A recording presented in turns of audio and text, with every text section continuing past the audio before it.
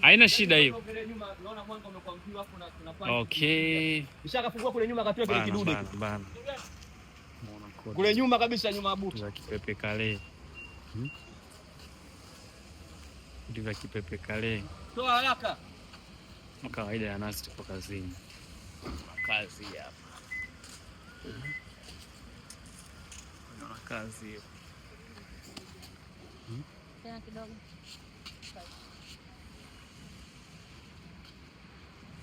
Wangu. Abe. Wewe unajua nguvu za kiume kwa mtoto wa kiume ni hela? Hapana. Kwa hivyo nguvu za kiume ni nini? Ni gari moto.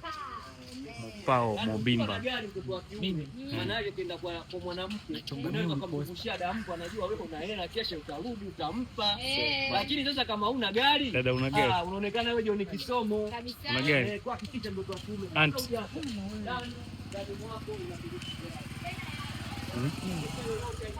Kana pale Salamanda kwa hapo nachonga. Mheshimiwa Waziri amewakataza. Kapiga wazake wapoe. Kwa hiyo mheshimiwa katazo lile dumu muda gani? Akasemaje? Akasema ukionekana una tabia au una itikadi. Ndugu yangu nimemuona bana, kama kawaida nasi tupo mzigoni. Muona kazi hiyo.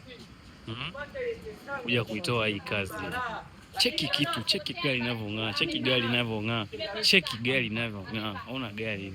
Kama kawaida matajiri wapo mzigoni. Kama kawaida matajiri wapo mzigoni. Muona kazi hiyo. Muona kazi hiyo. Muona kazi hiyo. Muona kazi hiyo. Ili kama kawaida wanazingatia haya. Huyu hapa mteja wetu mwingine, mtoto wa kiume na miliki gari yake. Muona kazi. Ndio wewe, ndio leo, anza leo. Tupo kazini. Tunapokea. Tunawapenda sana. Jamani. Tunachonga miuli kwa kutumia viwembe. Ndio.